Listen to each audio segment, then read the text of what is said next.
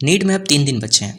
अभी तक आपने क्या क्या पढ़ा और कहाँ कहाँ से पढ़ा, ये सब कुछ मैटर नहीं करता है, ठीक है। सबसे ज़्यादा मैटर क्या करता है कि आपने क्या पढ़ा और उसको कैसे रिवाइज़ किया और क्या जाके एग्ज़ाम में किया, ठीक है। सबसे बड़ा फैक्टर होता है रिवीजन। तो अब रिवीजन का टाइम है। ये जो लास्ट 3 दिन है ना, उसमें आपकी तैयारी कैसी भी हुई हो, तैयारी ख़राब हुई हो या बहुत अच्छी हुई हो, कैसे रिवाइज़ करना है इस वीडियो में आपको बताता हूँ। अगर आपकी तैयारी ख़राब भी हुई है तब भी आपको बहुत अच्छे से रिवीजन करने का तरीका बता रहा हूँ, जिससे बहुत ज़्यादा टॉपिक आप कवर कर पाएंगे जो आप पढ़े हैं, ठीक है। तो इस वीडियो को बहुत ध्यान से देखना और जो जो चीज़ें मैं बोल रहा हूँ एक बार उसको फॉलो करने की कोशिश करना। तुम्हारा जो रिवीजन बहुत अच्छे तरीके से हो जाएगा, ठीक। सबसे पहली चीज़ इसमें क्या ध्यान रखना है कि आपको कोई भी अब नया टॉपिक जो है पढ़ना नहीं है, ठीक। न्यू टॉपिक बिल्कुल नहीं छूना है। जो आपको पता है सिर्फ उसी पे फोकस रहना है, उससे आगे नहीं बढ़ना है, ठीक।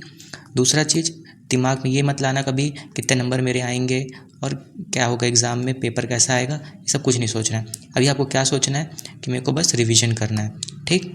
इतना सब कुछ क्लियर है तो अब आ जाओ बताता हूँ। सबसे पहले बात करते हैं अपन बायोलॉजी की, ठीक।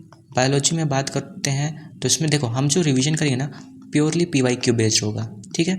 कोई नया टॉपिक नहीं पढ़ेंगे, PYQ बेस्ड रहेगा, वो भी वही करना जो तुमको आता है, ठीक है, जो चैप्टर तुमने पढ़े हैं। अब देखो PYQ कैसे करने हैं। तुम एक काम करो, अभी जो 3 दिन बचे ना, फर्स्ट सेकंड और थर्ड दिन, तो तुम कोशिश करो ये जो 1 और 2 दिन है ना, इसमें जो देखो तुम्हारे पास जितने भी कोई सा भी कोचिंग किया हो या कहीं सा भी बुक हो, ठीक है, उसमें क्या रहता है कि जो तुम्हारा नीट का जो PYQ रहता है ना, उसका एक एक्सप्लेनेशन दिया होता है, ठीक है। पीछे साइड उसके बुकलेट के पढ़ोगे तो उसमें एक्सप्लेनेशन होता है। तुम जाओ उस एक्सप्लेनेशन को पढ़ना।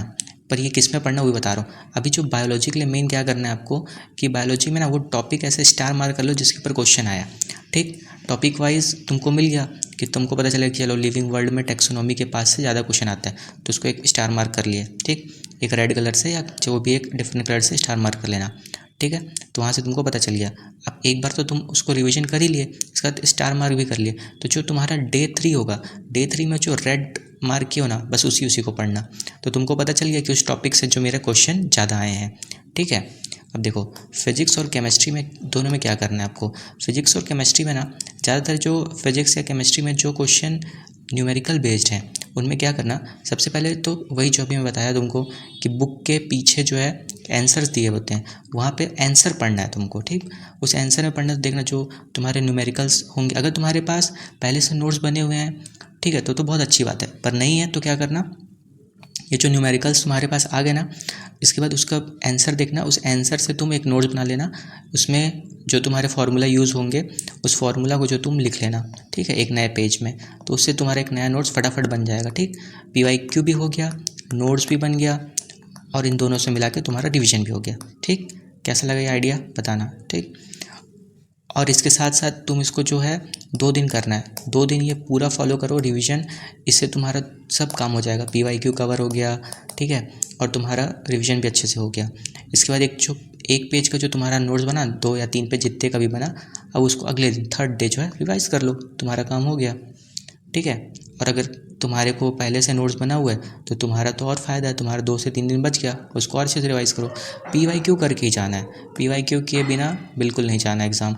मॉक टेस्ट अब नहीं देना, मॉक टेस्ट देने की ज़रूरत नहीं है, ठीक है। अच्छे से पढ़ाई करो, ऑल द बेस्ट।